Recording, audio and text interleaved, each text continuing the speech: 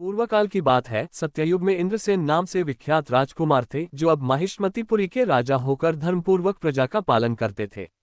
उनका यश सब ओर फैल चुका था।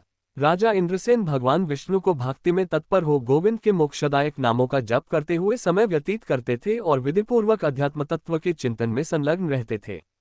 एक दिन राजा राजसभा में सुखपूर्वक बैठे हुए थे, इतने ही में देवर्षि नारद आकाश से उतरकर वहां आ पहुंचे। उन्हें आया देख राजा हाथ जोड़कर खड़े हो गए और विधि पूर्वक पूजन करके उन्हें आसन पर बिठाया। इसके बाद वे इस प्रकार बोले, मुनिश्रेष्ठ, आपकी कृपा से मेरी सर्वथा कुशल है। आज आपके दर्शन से मेरी संपूर्ण यज्ञ क्रियाएं सफल हो गईं। देवर्षे, अपने आगमन का कारण बताकर मुझ पर कृपा करें। नारद जी ने कहा, नृपश्रेष्ठ, सुनो, मेरी बात तुम्हें आश्चर्य में डालने वाली है। मैं ब्रह्मलोक से यमलोक में आया था, वहां एक श्रेष्ठ आसन पर बैठा और यमराज ने मेरी भक्तिपूर्वक पूजा की। उस समय यमराज की सभा में मैंने तुम्हारे पिता को भी देखा था। वे व्रत भंग के दोष से वहां आए थे। राजन, उन्होंने तुमसे कहने के लिए एक संदेश दिया है, उसे सुनो। उन्होंने कहा है, बेटा, मुझे इंदिरा के व्रत का पुण्य देकर स्वर्ग में भेजो।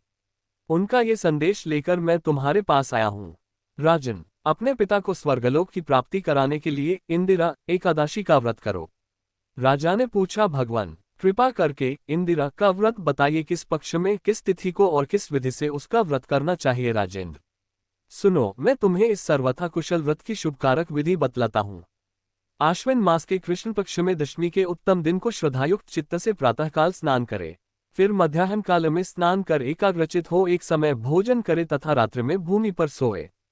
रात्रि के अंत में निर्मल प्रभात होने पर एकादशी के दिन दातुन करके मुंह धोए। इसके बाद भक्तिभाव से निप्रांकित मंत्र पढ़ते हुए उपवास का नियम ग्रहण करे। अद्य स्थित्वा निराहारः सर्वभोग विवर्जितः श्वो भोक्षे पुंडरीकाक्ष शरणं मे भवाच्युत। कमलनयन भगवान नारायण, आज मैं सब भोगों से अलग हो निराहार रहकर कल भोजन करूंगा। अच्युत, आप मुझे शरण दें। इस प्रकार नियम करके मध्याह्न काल में पितरों की प्रसन्नता के लिए शालग्राम शिला के सम्मुख विधिपूर्वक श्राद्ध करे तथा दक्षिणा से ब्राह्मणों का सत्कार करके उन्हें भोजन करावे। पितरों को दिए हुए अन्नमय पिंड को सूंघकर विद्वान पुरुष गाय को खिला दे। फिर धूप और गंध आदि से भगवान हविकेश का पूजन करके रात्रि में उनके समीप जागरण करे। तत्पश्चात सबेरा होने पर द्वादशी के दिन पुनः भक्तिपूर्वक श्रीहरि की पूजा करे। उसके बाद ब्राह्मणों को भोजन कराकर भाई बंधु, नाती और पुत्र आदि के साथ स्वयं मौन होकर भोजन करे। राजन, इस विधिले आलस्यरहित होकर तुम इंदिरा एकादशी का व्रत करो। इससे तुम्हारे पितर भगवान विष्णु के वैकुंठ धाम में चले जाएंगे। भगवान श्री कृष्ण कहते हैं, राजन, राजा इंद्रसेन से ऐसा कहकर देवर्षि नारद अंतर्धान हो गए।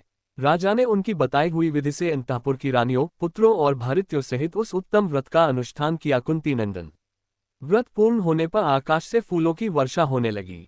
इंद्रसेन के पिता गरुड़ पर आरूढ़ होकर श्री विष्णु धाम को चले गए और राजर्षि इंद्रसेन भी कंटक राज्य का उपभोग करके अपने पुत्र को राज्य पर बिठाकर स्वयं स्वर्गलोक को गए।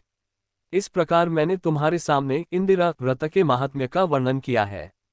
इसको पढ़ने और सुनने से मनुष्य सब पापों से मुक्त हो जाता है।